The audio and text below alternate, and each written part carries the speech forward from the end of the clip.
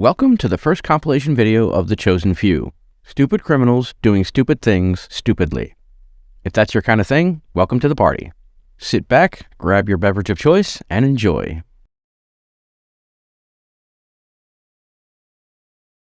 This might be a Florida man / Florida woman story for the record books.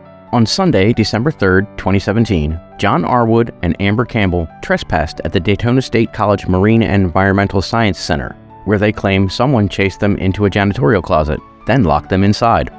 It took the pair 2 days to call 911 to rescue them from their plight. When the Daytona Beach police arrived to effect that rescue, what they found was interesting. Making entry into the closet, the cops found what was suspected to be drug paraphernalia and human waste. Do you want to know what they didn't find?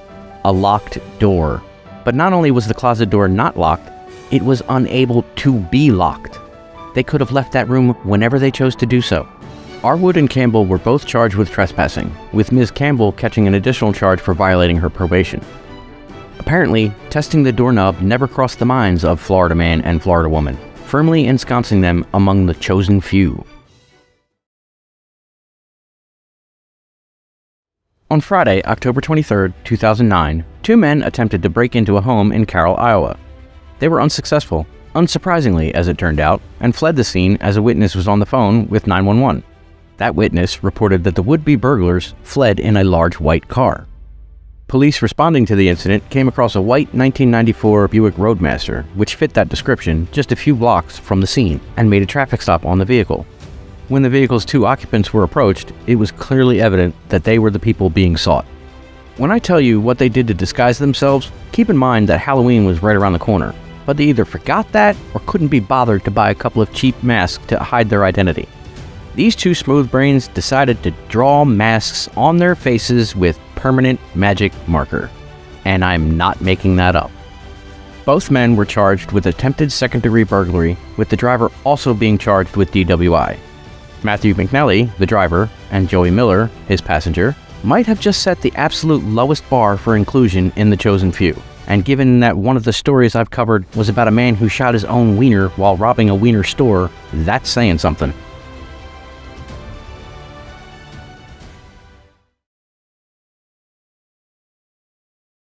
On December 15, 2017, police say this smooth-brained individual, 32-year-old Jesse Berube, attempted to break into a Citrus Heights, California business by descending through a narrow chimney, which, given the holiday season at the time, kind of puts a new spin on Bad Santa. Unlike the jolly gift-giving elf, however, Mr. Berube was found lacking in the magic department and got stuck in the chimney. According to the police report, Bad Santa was able to wriggle around just enough to be able to use his phone to dial 911 and plead for a rescue. The Sacramento Fire Department showed up, and after rescuing Bad Santa from his self-induced predicament, the Citrus Heights Police Department took over, arresting Mr. Berube on a single count of burglary. And since I can no longer safely call him a douchebag without risking my channel, he is now the first of a new category we'll call the Chosen Few, which was suggested by Mary Hockenberry. In October of 2009, a man named Joseph Getz pleaded guilty to a string of 7 bank robberies across Pennsylvania and Maryland, which netted him a total of $280,274. When he attempted to rob the Susquehanna Bank in York, Pennsylvania, however, there was a slight hiccup, and his reaction to that hiccup was what led to his arrest. Getz entered the bank soon after it opened. After being told the bank had 0 cash on hand, Getz got out of there in a hurry, but not before raising a ruckus and saying he intended to file a complaint with the bank's managers. A customer using the bank's drive-thru noticed the ruckus, followed Getz's car as he fled the scene, and called the police, who then made a traffic stop and arrested Getz on suspicion of attempted bank robbery, in turn leading to the police connecting him to his successful robberies and earning him a 9-year prison sentence, 2 years of supervised release, and his selection to the chosen few, all because he was upset he couldn't rob the bank.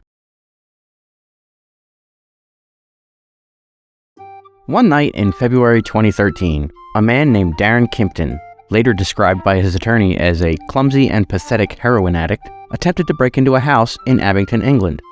He failed miserably, so miserably that he cut himself on the door lock and left a considerable amount of blood at the scene. A normal person would go home and perhaps rethink this whole life of crime thing, but no. A few hours later, Mr. Kimpton made another burglary attempt at a different house. He could scarcely believe his luck when he found a broken window that would allow him entry into the premises. He failed, however, to take notice of the police officers already in the house interviewing the residents. Remember the broken window? Yeah, the house had been burglarized earlier that night by someone else. Needless to say, Mr. Kimpton was immediately apprehended, instantly landing him near the top of the chosen few. By the way, he was also connected to his earlier attempt thanks to the blood he so generously left there.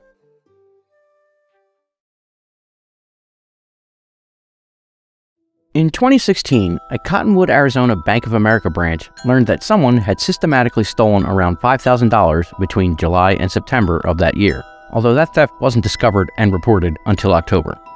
For unspecified reasons, bank officials suspected employee Alberto Lopez of the theft. Lopez, for his part, did nothing to allay those suspicions, as he immediately quit his job and moved to Phoenix.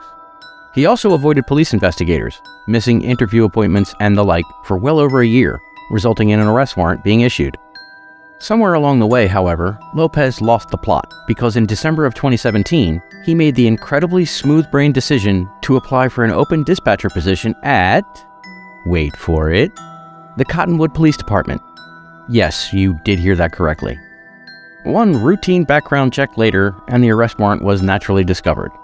Cottonwood PD scheduled an interview with Mr. Lopez for January 4th, 2018, where he was immediately arrested, making himself one of the chosen few in the process.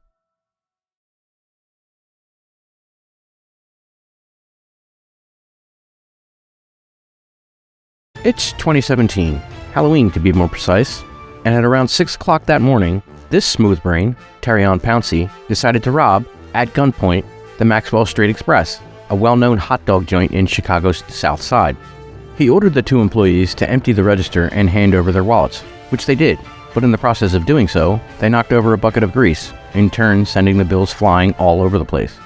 Rounding up as much of the loose money as he could as quickly as possible, Pouncey stuffed the pistol in the front of his waistband. As he made his escape, however, he adjusted the weapon one final time, but he was careless about it and accidentally pulled the trigger, shooting himself in his wiener after robbing a wiener store. Karma can be quick and funny. Pouncey called 911 for assistance, collapsing on the steps of a nearby house. He was arrested at the hospital a few hours later and charged with 2 counts of armed robbery. Everything stolen was recovered, and I'd say that shooting your own wiener while robbing a wiener store definitely makes you one of the chosen few.